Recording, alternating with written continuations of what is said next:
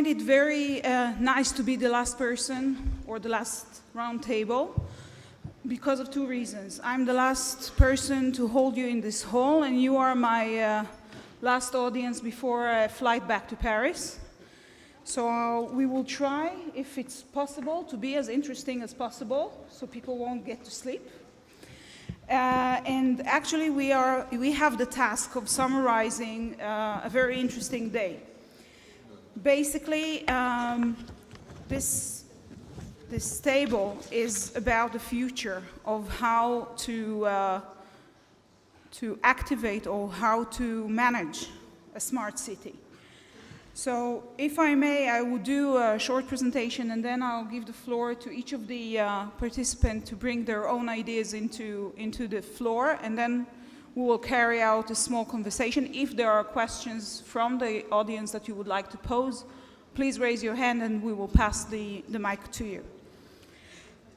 The world is experiencing an evolution of smart cities. We were shown this during the day. These emerge from innovations in information technology that create new economic and social opportunities, and at the same time pose challenges to our security, to our safety, and expectations of privacy.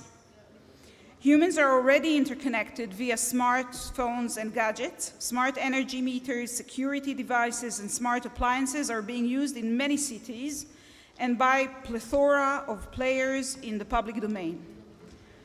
Public service, public venues, homes, cars, and other social systems are now on their path to full connectivity known as the Internet of Things.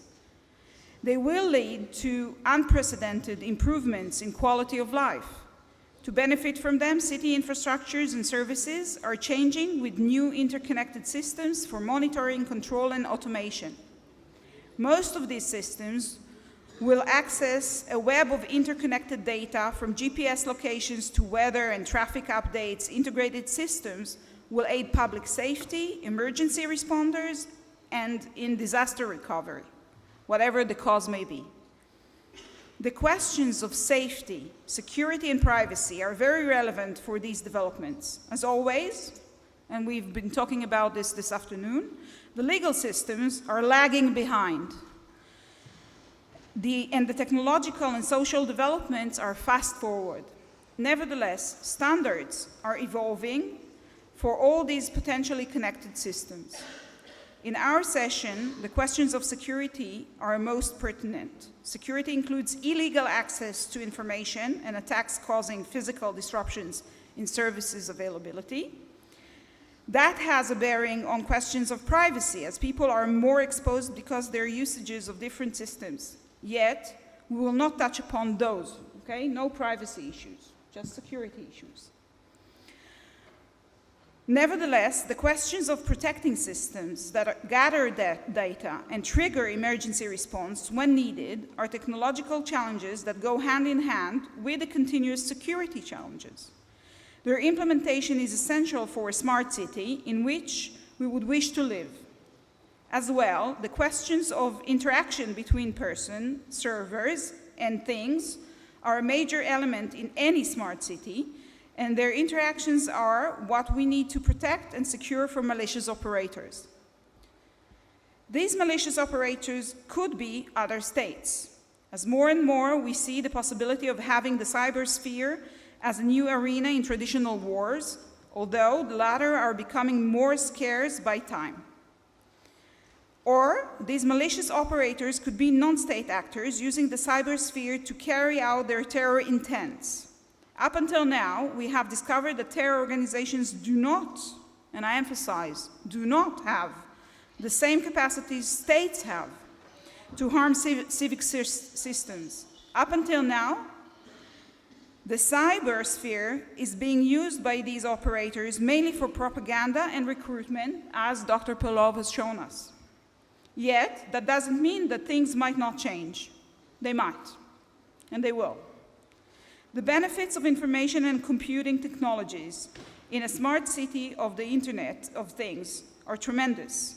These benefits must be considered against the potential harm that may come from this massively interconnected world.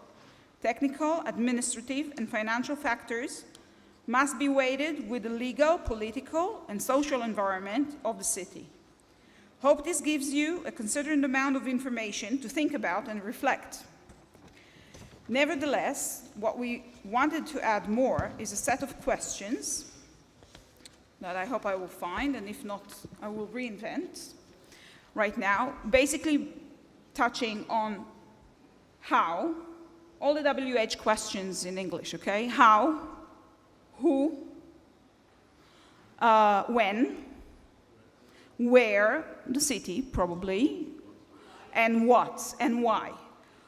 The thing of balancing the entire possibilities, the thing of taking priorities, what is more important than other stuff? Where do we put the emphasis? How do we speak with each other? Is the seal of thinking something that is, we know that it's prevailing, but is it something that we need to forsake? Are we talking about the word ecosystem was mentioned here lots of times. What is the relevant ecosystem for a city to manage itself vis-a-vis these kinds of challenges? I don't see them as threats because every side of a challenge has an opportunity. So what, as well, are the opportunities?